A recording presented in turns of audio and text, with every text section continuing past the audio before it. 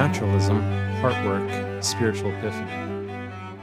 And welcome to the art history lecture on Giotto.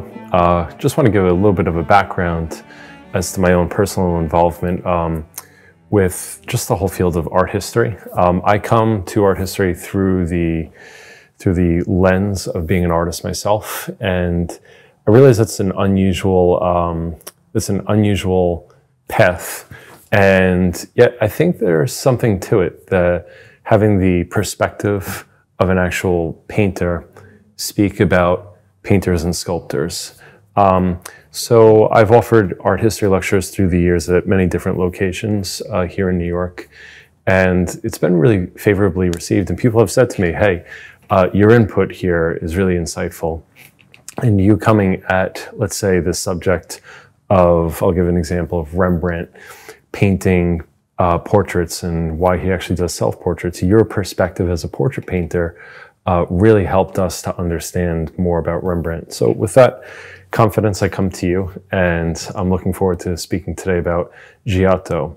Giotto is, for me, on a personal level, Giotto is an artist who is important to me in that I was able to see a lot of Giotto's work in person when I was a bit younger, and I was able to experience his art by actually standing in front of it. My wife and I lived in Italy for a number of years, and we were able to travel to some of the sites where we saw his work. And it had a great influence on me as a painter, because there was something of Giotto that was stripped down, it was pared down. There was something that was very sincere about his work, and it really appealed to me. As an artist, sometimes to just be very forward with you, sometimes I'm a bit turned off by art that can be technically sophisticated and very brilliant and very polished, but it can be devoid of actual substance and meaning. Oftentimes that type of art form, whether it is the visual arts or whether it's music, can actually kind of lose me. Whereas artists that have this raw, I don't know if the word is elemental, kind of sincerity and purity and forwardness in their technique, they can really reach me, because in that instance I find it's the substance of what they're talking about that is getting to me as the viewer. And I feel like I'm almost when I stand in front of Giotto, I feel like I'm almost standing and speaking to someone who had themselves, they had a spiritual epiphany as to certain truths, and I can see it in their work. So I'll talk more on this in a little bit, but I wanted to give you a little bit of the personal background on my connection to Giotto's work. What about it I find so special? So with that, let's jump into the life of Giotto. Giotto was born about 1267, and I say about 1267, in Italy, and I'm going to say just generally in Italy, because the area of Tuscany where he's said to have been born, and there's a plaque on the wall, it's disputed whether he was born there or whether he was born to a blacksmith in Florence.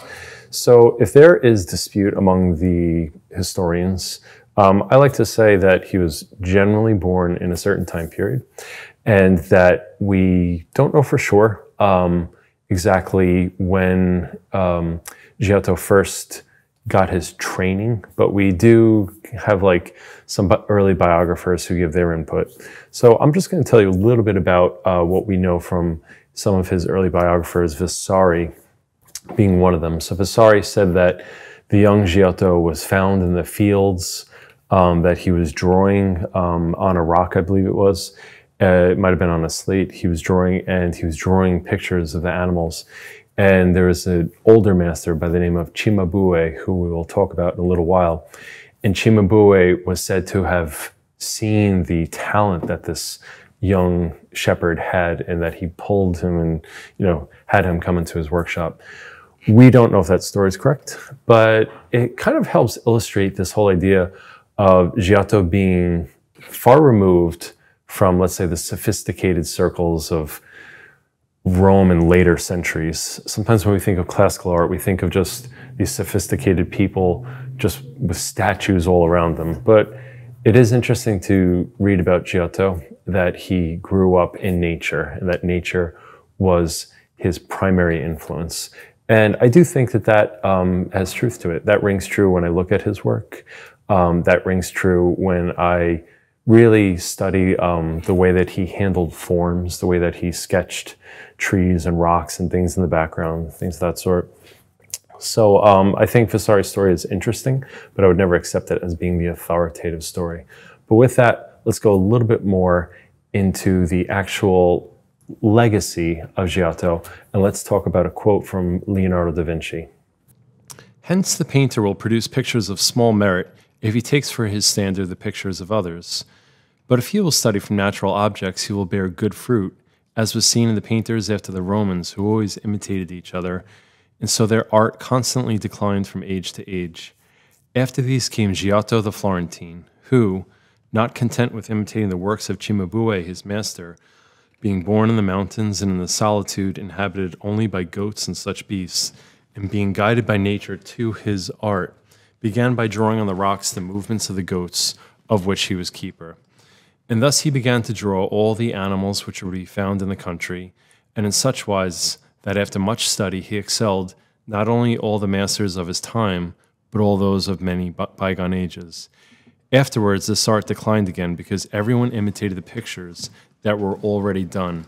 Thus it went from century to century until.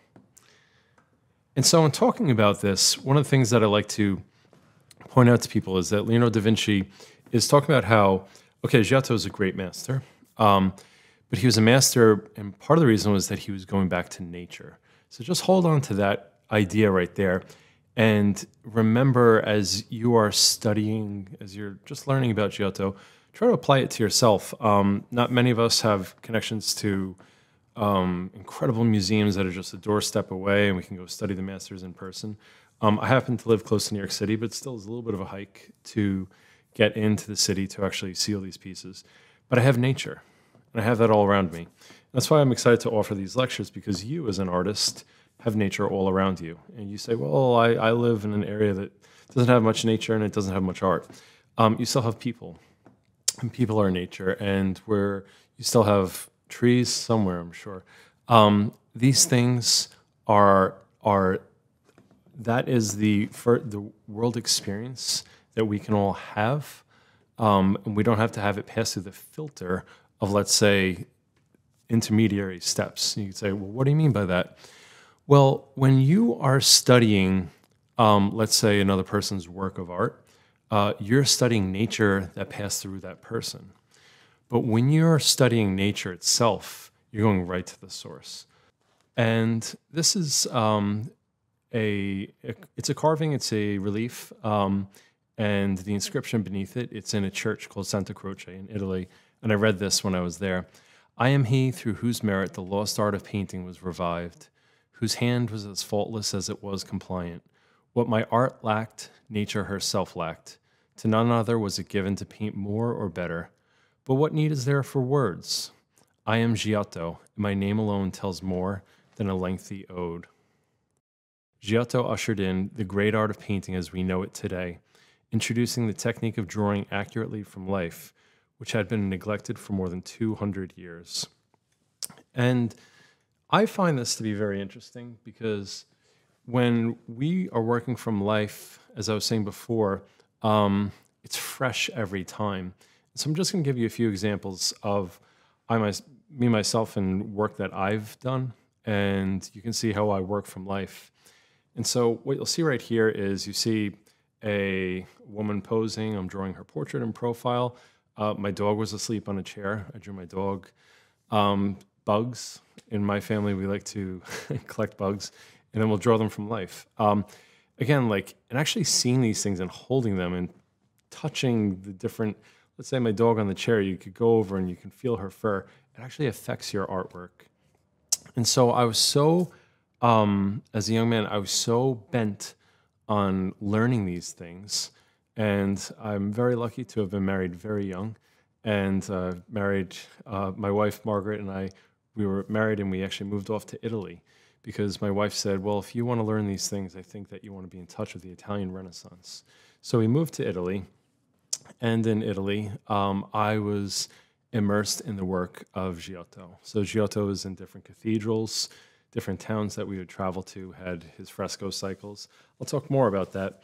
But I just wanted to say that there was something so exciting about seeing an art form that was, I'm going to use the word pure because I have no other word to describe it, but it was art passed through, let's call Giotto a colander. A colander is something that you wash in, right? So it's almost as if Giotto was a colander and it had ran through him, but it was this pure connection to nature. Whereas many art forms that have come in like recent centuries, it feels like an artist copying an artist, copying an artist, copying an artist. But with Giotto, there's something fresh and alive, and so I love that. So here's a picture of me just wandering around through Italy, just painting and things of that sort. And I wanted to now talk about Giotto's, the art that came before Giotto, and the art that Giotto would have himself possibly seen. I can't say what he definitely saw, but these are the works that more or less were around in his day and age. And we see this, Alberto Sotio, we see this is a highly stylized piece. It's kind of like an imagined way of drawing the eye. The eyebrows in this piece are like very, very, they're drawn in, I'll just keep on repeating the word, in a stylized way. And the stylization, it strays very far from nature. Now, one thing I want to be careful of is I'm not going to be pulling up these examples of art that came before Giotto to say, oh, aren't they so terrible and Giotto's so great? Because there's something about stylization and the medieval art forms, international Gothic art forms. You'll see a lot more of that in this lecture. There's something about the stylization that I love. And in fact, I incorporate some of those stylized things into my own work.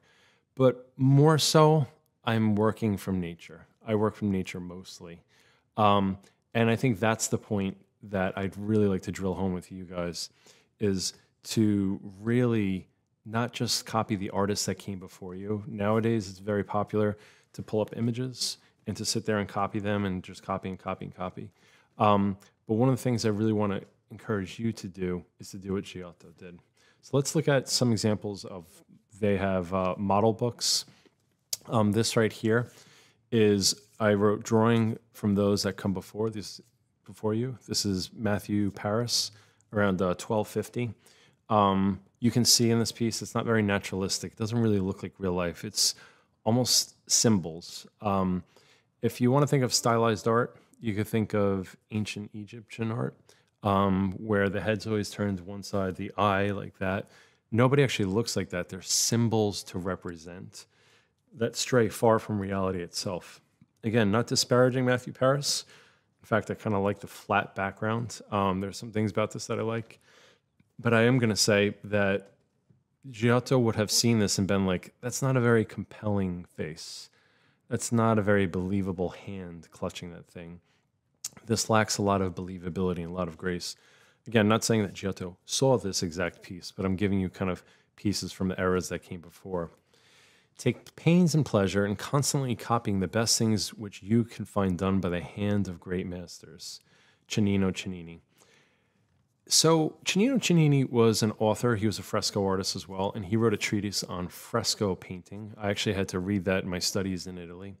And Cennino Cennini, I forget when he wrote that. I think it was like the 1300s, early 1300s.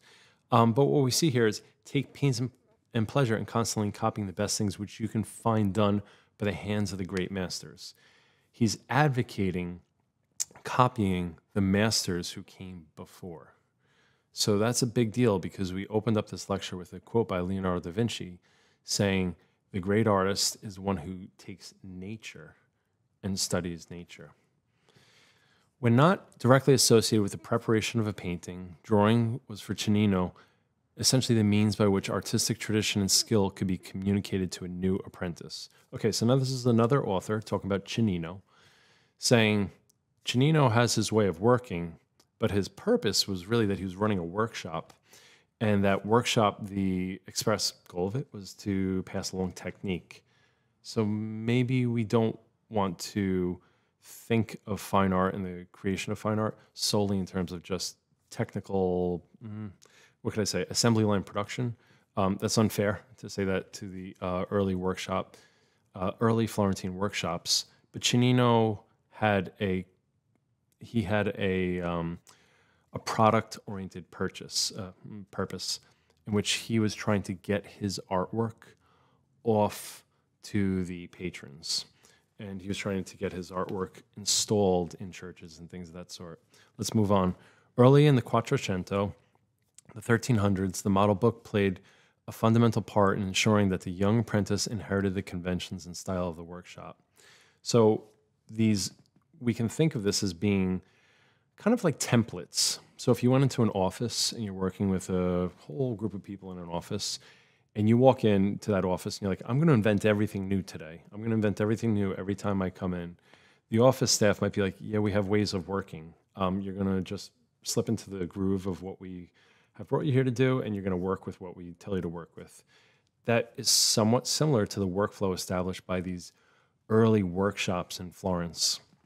And so we have model books. Model books, to me, they're interesting because they're fanciful. They, as you see right here, there's some wild things going on, but they're kind of like stock images. So if you've ever on the internet looked up stock photos, Adobe stock photos, there's all different companies. These stock photos, they are just ways that people can click and drag. These are somewhat click and drag images right here, this model book, where artists could take these figures and pop them into a bunch of different paintings. Right here we see the Moralized Bible in Paris, France, circa 1227. I think this is an outstanding drawing. In fact, I could say I love this drawing. But again, very, very stylized, flat forms, not much believability. The design is really cool. The colors, the design, the pop of the image, they're neat. But I don't know, there's something that's not quite so convincing, I could say, about this piece. And so, again, as Giotto might have looked at this and said, like, where's the psychology? Where's the human spirit? Now, let's jump over to Niccolo Pisano. Niccolo Pisano, he was a sculptor, and one of the things that my teacher over in Italy, Charles Cecil, would say is sculpture leads the way. Sculpture oftentimes leads the way in art movements before painting. And then the painters see the sculptors doing incredible things, and the painter's like, I want to paint like that sculptor is sculpting. All of that was embodied in the person of Michelangelo. He was a sculptor and he was a painter. So why does that matter? Well, sculpture has to do with form, right? And so painting also has to do with form, but there are many other things at work. There are color, for instance. Let's just put that out there and just stop right there. But a sculptor is relying on form to tell his story. There's many other devices a sculptor is using, but when a sculptor is sculpting and can zero in and focus on form, he or she can achieve great levels of realism and expression without much distraction. And I think, this is a personal feeling, and I think Giotto may have felt that that's exactly what the art world needed at this time. Now we have Cimabue. This is Giotto's teacher, as per tradition, in 1267. So one of the problems that we have with Giotto's life is it was so early on in Italian history that we actually don't know for sure whether Cimabue was his teacher for many years, for a short period of time. We kind of have some art historical tales from Vasari that came afterwards, but we don't know entirely for sure. But there's enough where people have concluded, like, yeah, Cimabue was his teacher. Now, what do you see with Cimabue's work? When I look at it, the thing that I see is I see incredible expression, the tilt of the head. It's really beautiful. There's heavy stylization.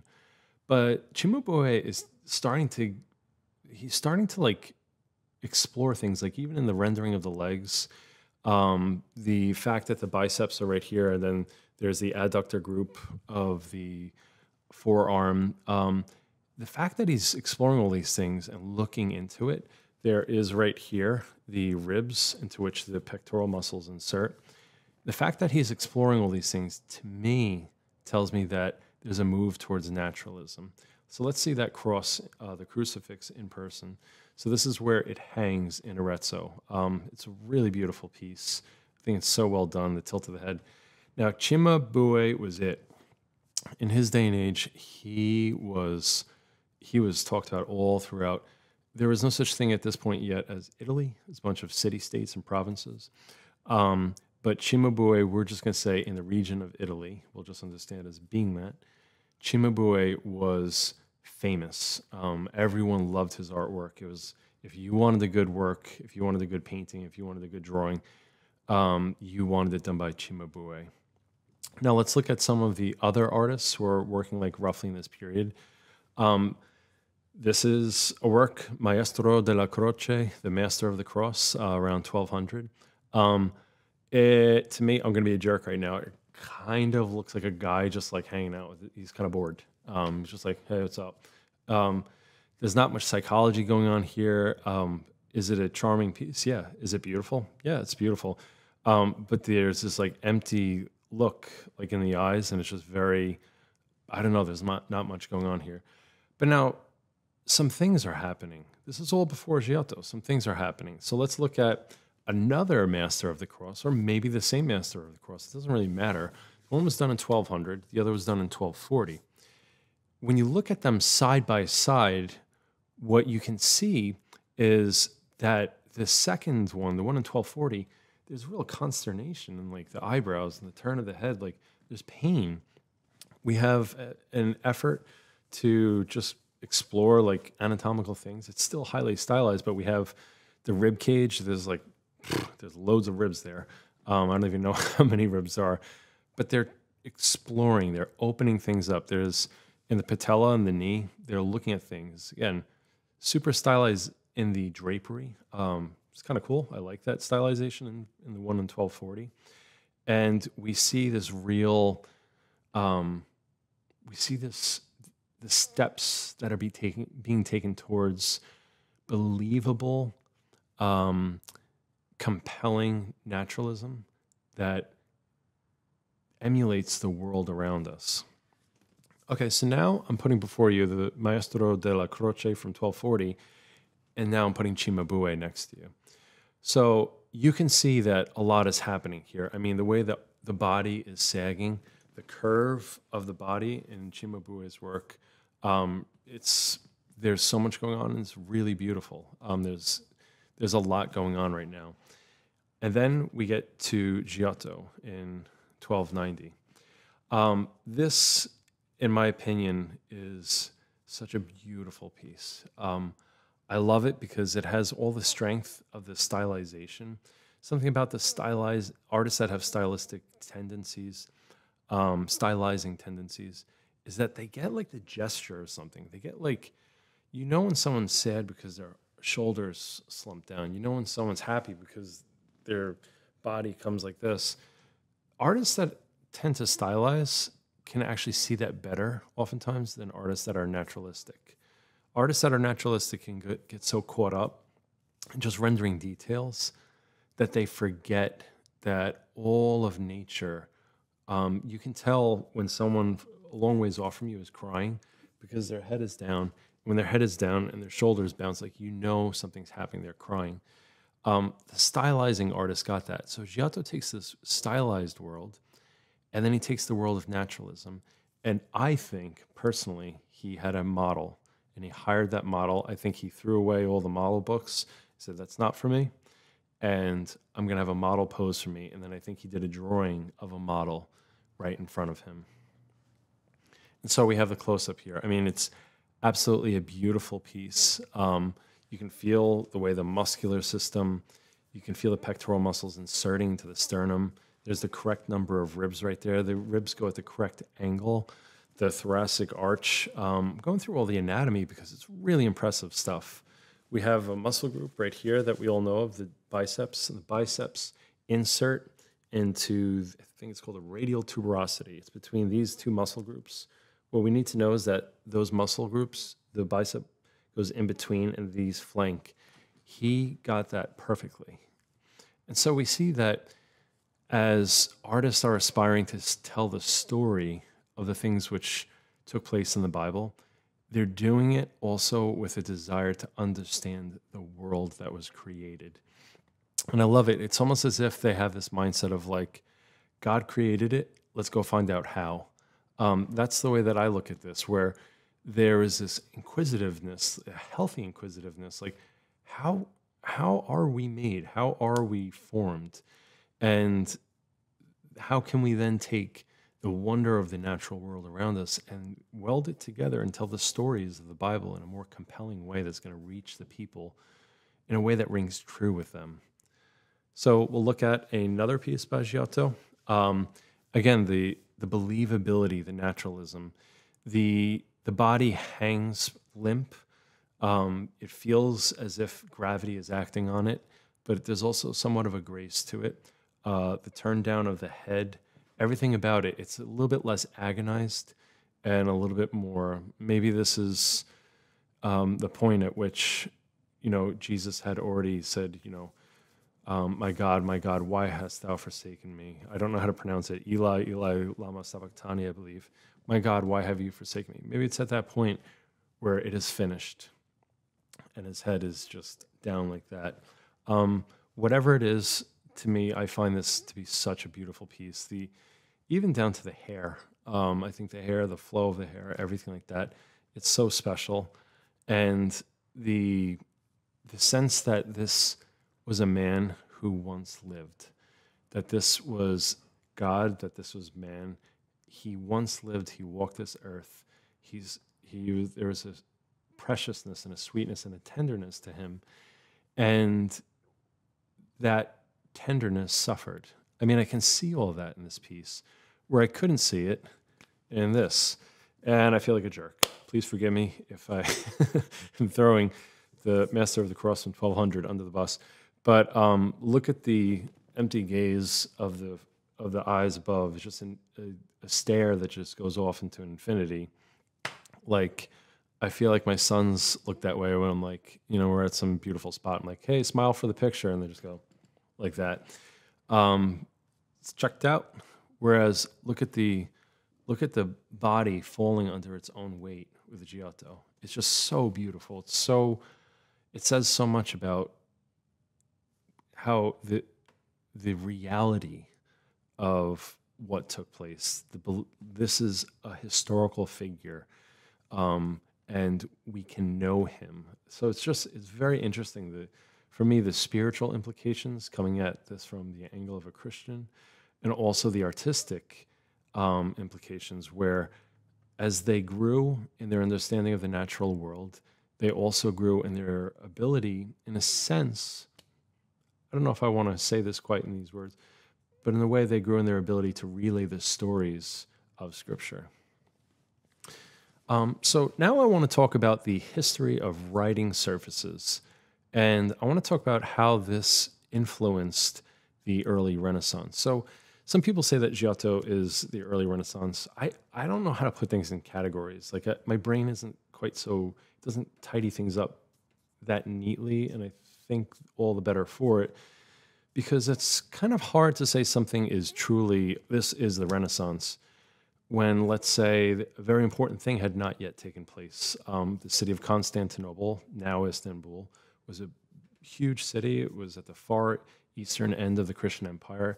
And long story short, the city fell. It was conquered, and it was taken over by the Muslims people. And the fall of Constantinople, and that caused a lot of scholars to flee to Italy with all the texts. So in my opinion, that's a very important event, but none of that had taken place yet. That didn't happen until quite a bit later. So why do we see this sudden change where there's this like movement towards naturalism? So I'm going to go into some of my personal thoughts on the matter. I don't want to say hard conclusions, but I want to say thoughts on the matter, and it requires a little bit of history of paper. So let's jump into that. Papyrus, Book of the Dead, around 1275 BC. Some papyrus is as old as 2500 BC. I mean, that's quite a remarkable thought. So it's 2500 years, and add another 1300 years on top of that. So it's like 1800 years of papyrus being in existence. Papyrus was by the nature of its manufacture, the craftsmanship required, it was precious. It was not a throwaway substance, but it was something that had to be carefully made. And so when artists would work on it, they were careful. They were not capricious with it, as far as I've ever seen in anything that I've ever looked at in museums and in books. Papyrus is precious. That's what we need to hold on to. We have parchment, animal skin scraped or dried under tension. Origin is unclear, but in common use by the 5th century BC as per Herodotus, used heavily through the 1400s. So that's kind of interesting. So parchment paper, it's animal skin. So let me ask you this question. If somebody gave you an animal skin and then they said, okay, you only get one drawing to do on this animal skin, and you'll get your next animal skin, I don't know, in a year, 2 years, something like that. Maybe you'll get it sooner than that. I'm just saying it's precious. It's an animal skin. Are you going to be like willy-nilly and just do like a quick sketch and just move on? No, if that's all that you have, you're going to be very careful with that. And so parchment was also a precious material that you had to really, artists could work on one sheet of parchment. To my eye, I would not be able to estimate accurately, but they could work on it for years. Some of the illuminated manuscripts, things of that sort, the rendering is just so exquisite. This is something that you absolutely savored and you were very careful with. So then there's parchment vellum. I'm not going to get into this too much. I just wanted to show you some examples of parchment in use. And the thing that we have to hold on to is that parchment is precious. I included the drawing of the guy on the left because it looks so fun and wacky and weird, and I just thought that some young students might like to see some drawings from centuries ago and to see. I think this might be a scientific treatise. I have not explored what this exact parchment is, but what I can say is that there was a great amount of care put into this parchment paper. And then we have China, the invention of paper. It's hard to see this image, but that's one long scroll. I forget how wide it is. I think it's about like 20 feet wide. But it's interesting that paper was invented in China around 175 BC. They can't really pin it down to the exact time, but that means that paper had been around for a very long time in the Far East. This is that same scroll where we zoomed in on it close. And I think the design of this is amazing. I mean, I love this. I don't know when this particular piece was created, but I just think the aesthetic of it is so cool. There's just something about it that I really love. So now if paper is in China in 175 BC, and we're over here in Italy, a lot of times we think that all these things began in like the European area, but how did it get all the way from China to Italy? So right here we have the city of Baghdad in Iraq, the paper making process.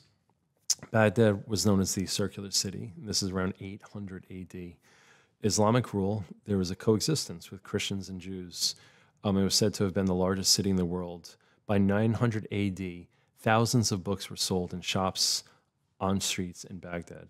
So I think this is so fascinating. 900 AD, I mean, we are talking about hundreds of years before the Europeans were, I don't want to say they weren't doing anything like this. I'm just saying this is a thriving area of cosmopolitan area, an area where different religions could coexist, and there was a commitment to knowledge. I just think it's absolutely fascinating that this is 900 AD in the city of Baghdad. And then we have the Mozarabs. So the Mozarabs and this particular text, the Missal of Silos, it's an early instance of paper being used. You can see that it's in Spain. So if you see on the right-hand side, it says the Caliphate of Cordoba, Caliphate of Cordoba. So it was under, I'm just going to say, I'm being very broad here. I'm just saying it was under Muslim rule. And the Caliphate brought with it paper to Southern Europe. Now we have paper making its way from Spain and then it's 1281. So do you remember the year in which Giotto had his tremendous painting of the, I like to say Christ on the cross. To say the crucifix, just, I don't know, it sounds different to me. Christ on the cross, that was 1290. It's pretty interesting that in 1281, there's all of a sudden a move away from these stylistic works, and there's more of an exploration of the naturalistic. So this is the Amatruda paper mills on the Amalfi Coast, and this mill right here is still in use today. I thought I'd take a second to show you something cool. I order my paper from the Amalfi Coast. I order it from Amatruda. Not all my paper. This is for my projects that I care about. And in this, on the Amatruda website, you can actually see a little thing. It's a copy that I did, a drawing that I did after John Singer Sargent, and I'm on their website. And so these are different works that I've done on handmade European paper from the Amalfi Coast.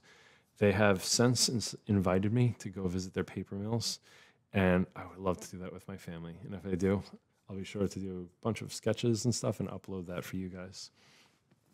So let's jump over to the Gutenberg Bible. This is 1450. So we're talking about like 150 years after Giotto's early works. But I just wanted you to see the progression over the course of time and the opening up of technique. We have right here Pisanello. This is 1420. Again, this is about 120 years after Giotto. But I wanted you to see the broad arc of what happened here. Do you remember those stiff model books that were like very like frozen with like these weird griffins and stuff like that? Now look at these sketches of monkeys. How cool is this? I mean, these are exploratory, they're creative. Look at the cat. Like the cat kind of looks a little evil in my opinion, but the cat has its mouth open. I mean, this is clearly an artist who's working from life. In the moment, he's sketching what he's seeing in front of him. He's not being overly precious. Here are more exploratory works. I just call them exploratory. This is Leonardo da Vinci around 1480. So we're looking at 180 to 200 years after Giotto. But Leonardo remembers well the lessons learned from Giotto, and he applies it to the world around him. And he, in working on these quick studies, I mean, you can see the playfulness. The cat on the side is scared. And you can say, well, what does this have to do with Giotto? Because the art world was loosening up. The art world was learning the value of quick gestural studies, quick sketches, not such highly rendered things, because paper was not so precious. Remember papyrus? Remember parchment paper, parchment vellum? It was precious. You didn't throw that away easily. Paper, meh, you have a whole pad of it. I mean, I'm not saying it was throwaway, but it was also something that was more commonplace. So you could sit down with a sketchbook and you can make a bunch of sketches. So naturally, when you know that there's a lot more paper there waiting for you, you're going to be a little bit more capricious. You're just going to be like, oh, the light's hitting the side of that building pretty cool right now. Just going to do a quick sketch of it. Oh, my dad fell asleep in a really funny way. This is how my dad falls asleep. And you know how I know this? This is how I fall asleep. Whenever I'm sitting upright in the chair, like that, with my teeth just like up like that. And I have done drawings of people on trains quickly when they sleep, because it's funny to see someone with their mouth like wide open. It's embarrassing. But if paper is just kind of casual, like there's a lot of it around, you can do that. If I had one sheet of paper for the entire year, I would not do a quick study of anyone like that. So let's go all the way back. I forget where this was, like 1180. I don't remember for sure, but Sotio and Giotto. Look at this piece by Giotto. I mean, look at the tenderness of the monk who's looking over at Francis of Assisi. Francis of Assisi is lying there. He's passed away. And look at the tenderness of the monk and the look in his eyes. I mean, Giotto was a student. He was an observer. He cared about the human spirit. He cared about people around him. That's why I love Giotto so much. I mean, look at the other monk and the hand of the man right here, and then his face is against the hand. I mean, this is someone who understood, I think, from Scripture when it says, John was the disciple who Jesus loved, that he leaned his head against Jesus's chest. I mean, these are tender moments of just love as we're exhorted to. I was just reading today in the book of Romans, it says, let your love be genuine. And I have so many people in my life who I sit down and my sons crawl up on top of me as we watch something on TV. And they put their faces against me. That sense of touch, that was so important to Giotto. And there was something of the poet in Giotto in the way that he expressed the interrelationship of people. It's just so incredible. Now, again, I'm sorry for being a jerk. Look over at Sotio. There's something cold, absent. He's not going for the human spirit. He's going for some other spiritual state. I'm not trying to disparage him, but I am trying to say that Giotto's work is just absolutely so beautiful. Now let's look at Cimabue and Giotto. So the thing that's pretty hard is that Cimabue was the star. It's kind of a thing of like Saul has slain his thousands and David his tens of thousands. Where Cimabue was it. He was all the rage. And now Cimabue is eclipsed by his student, Giotto. And Giotto, I mean, if you look at Cimabue's work on the left, that's a beautiful piece. I'm not going to knock that. I think the design of it is really well done. Highly stylized. When you look at Giotto, it's so much more believable in the sense of just the way that the hand rests on the leg, the way the angels are looking up. Not everyone has their heads tilted like this as with Cimabue. It's always like a head like that or a head like that. But with Giotto, you have full profiles. You have people resting their hands on things. You have a lot of naturalistic movement. And I'm just giving you little details to show you this was like an atom bomb going off in the art world. I mean, and you know what? You could almost say that there wasn't quite truly an art world yet. I kind of like that. But it was more so an atom bomb going off in the world, in the arts. Because people would see this and they'd be amazed by this figure like peering around the curtain. I mean, that would just inspire people in the most amazing way. Then we have Jesus. So now we're starting to see some of the stories that Giotto is telling with this naturalistic language that was so incredibly believable. And so we have Jesus creating a scourge of whips and driving the merchants out of the temple. When he does it, I mean, Jesus right there, he's rearing up. Like he actually looks scary. He looks like he's gonna, swing his fist. He has his arm up there. Then you have the man recoiling from that. These actions are all really believable. And then you have people looking on, such as the disciples, and they would remember that it says that zeal for your temple has consumed me. So they're watching Jesus and they're like, wow, Jesus is supposed to be this nice guy. Why is he acting so out of character? No, he's not acting out of character. It was actually written in Scripture. Zeal for your temple has consumed me, and my house shall be called a house of prayer. And so you can see that in the storytelling. So that's one thing I want to drive home with you guys as you watch this. When you learn to draw and paint better, you're actually equipping yourself with a visual vocabulary. So I'll say that again. When you learn to draw and paint better, you're actually learning to equip yourself with a better visual vocabulary. You can say more by simple virtue of the fact that you have more words with which to express them. No, I'm not saying that the abundance of words is anything good, but I would say that knowing when to use the right word in the right moment, that is everything. That is being a wordsmith. Jumping back to the world of painting, expanding one's painting repertoire, expanding one's technique, then you can say a whole lot more. I love this right here. When you see Jesus with Lazarus and, we have people looking on in disbelief. We have people not knowing what to do. And then we have Lazarus coming out and he's still wrapped up. I mean, Lazarus looks scary. His eyes are sunken in. he would have been scary because he's still wrapped up in all of the, the linen garments for burial.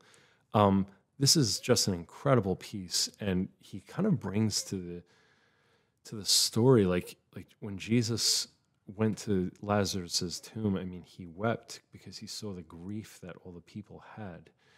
And then when he spoke, it was thunderous. When he called out with a loud yell, "Lazarus, come out." I mean, you can feel the power of that in this piece. It's so incredible. And look at some of those faces. I mean, one is actually touching like the linen and then turning around in like shock, like, am I really seeing this? Some of the women are falling at his feet and worshiping. Maybe they were the ones who said, Lazarus already stinks by now. It's been a few days, like, let his dead body be, like, kind of thing. But now they're falling at his feet and worshiping. I mean, we even have a woman with her face covered. Maybe she was someone who had her face covered. I don't know. I do not know this. But maybe she had her face covered because she was wincing at the smell that might be. And now she's seeing that he's walking again. So then we have Jesus being greeted as he's going into the city. And this is Palm Sunday, and they're throwing all the palm fronds in front of him, Hosanna in the highest. And this is a day of jubilation. I mean, look at the donkey's mouth. The donkey is literally smiling. He has this like warm, gentle, like just peace to him. The different figures, I can't quite zoom in on it too close, but you can see the different figures, and they have smiles on their faces, and their body language, their faces are so believable. This is being shown, in the 1300s to an audience that has never seen this done. Maybe there are some leftover fragments from the Greco-Roman periods, but now it's new and it's fresh. And a lot of these people who are viewing these frescoes are illiterate, they can't read, and they're seeing these things in front of them. I mean, we have TV, we have iPads and iPhones and 1,000 things to look at with flashing images. But these are being painted on the walls of churches, and then the doors of the churches are being opened, and the people are being welcomed in to participate. What a picture of how art, in my opinion, is supposed to be. It is created to interface, to dialogue with, to commune with other people, and everyone is welcome in to participate in it. I love that. Just love this period of art. We have a painful period. We have a painful piece. This is the betrayal of Jesus. And in this, we have Judas betraying Jesus with a kiss. What's interesting is how Judas is leaning in and Jesus is just standing up totally vertically. We're starting to see that they really are coming to understand body language. And where you see all the torches and the spikes in the air. I forget which gospel it is. Right now, I'm going to probably get it wrong, but it might be the Gospel of Luke. But one of the Gospels I was reading recently says that they brought, a large band with them. That there were like a lot of guys coming, ruffians, like captains of the guard. All different people are coming in order to apprehend Jesus. And when they spoke and they said, "Are you Jesus? Are you the one?" And he said, "I am," and they all fell over. There's something of the dignity and the power of Jesus's posture that really gets me with this piece. There's also like the violence of the angles of all the torches and everything. I mean, this is Giotto in full mastery of his craft. It's just so beautiful. And let's read the side of this. "And immediately while he was still speaking, Judas came, one of the 12, and with him a crowd with swords and clubs from the chief priests and the scribes and the elders. Now the betrayer had given them a sign, saying, 'The one I will kiss is the man. Seize him and lead him away under guard.' And when he came, he went up to him at once and said, 'Rabbi,' and he kissed him. And they laid hands on him and seized him. But one of those who stood by drew his sword and struck the servant of the high priest and cut off his ear.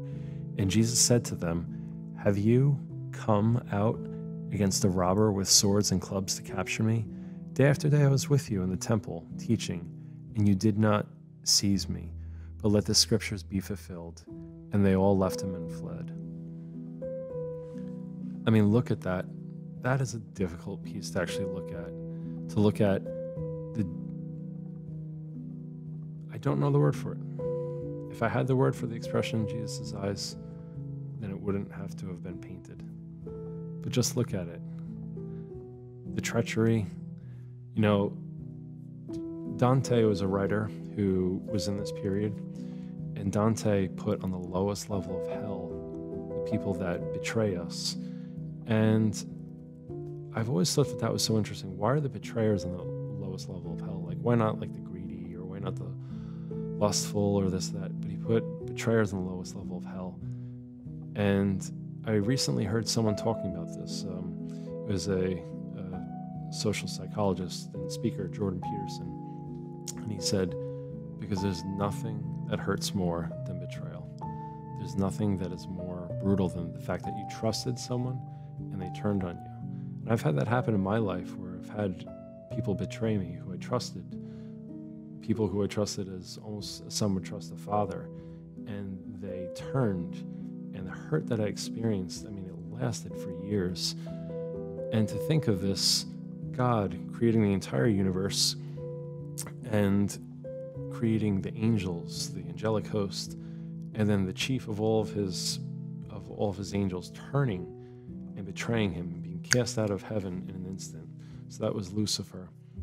Or that was, I'll just say Satan, sorry. Being cast out of heaven, betrayal. And then here's Jesus on earth, someone who is sitting at his very table, who's walking with him, talking with him, betraying him. God has been betrayed, by the angelic host. He was betrayed by Judas right here, and yet he still marches forward with purpose to the cross.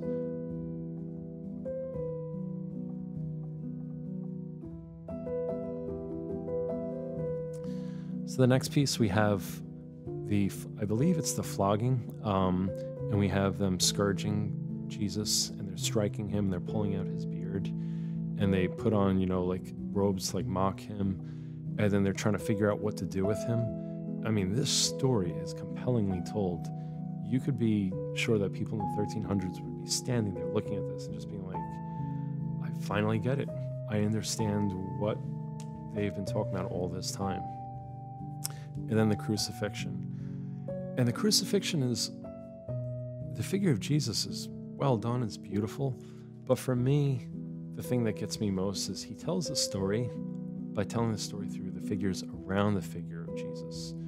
The Italians, again, I'm saying Italians broadly, had by this point seen many figures of Jesus on a cross. But what about the angels that were loyal to God and that loved God, and the angelic hosts that were ministers here on this earth serving God? What about them? So if you look to the right, you see an angel in anguish just tearing his clothes. Tearing one's clothes is a sign of deep grieving in the ancient East. And so we can see the story being told through the story of the figures around the principal subject.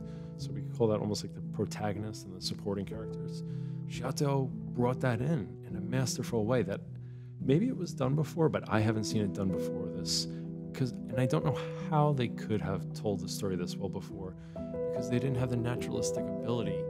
I think that when Giotto painted this angel grieving, I think he had a mirror set up, and I think he looked in the mirror, and his face was like underlit by candlelight or something, and he looked at himself in agony. Whenever I have to work on a drawing or a painting, I actually set up a mirror right here, and I make the face into the mirror, and then I draw what I see. I'm not saying that this is definitely how he worked. What I'm saying is that the believability of the anguish is incredible. And then we have the entombment. It's at this point, you see more of the angels grieving, but what's so beautiful is the figure of Mary.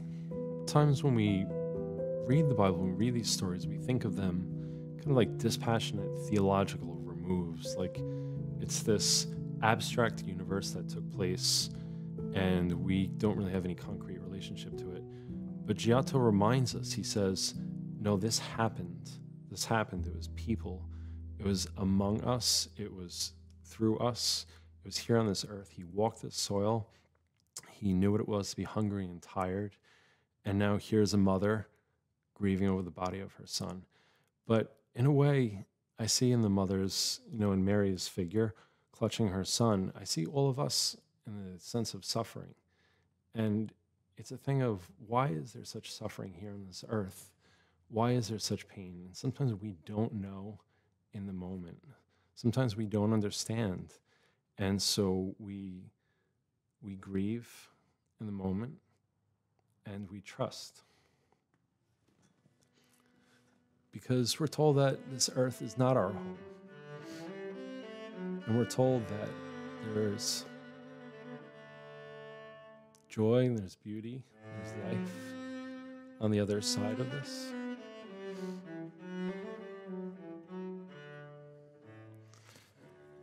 And we think of how in Scripture it talks about us not building a city here on this earth.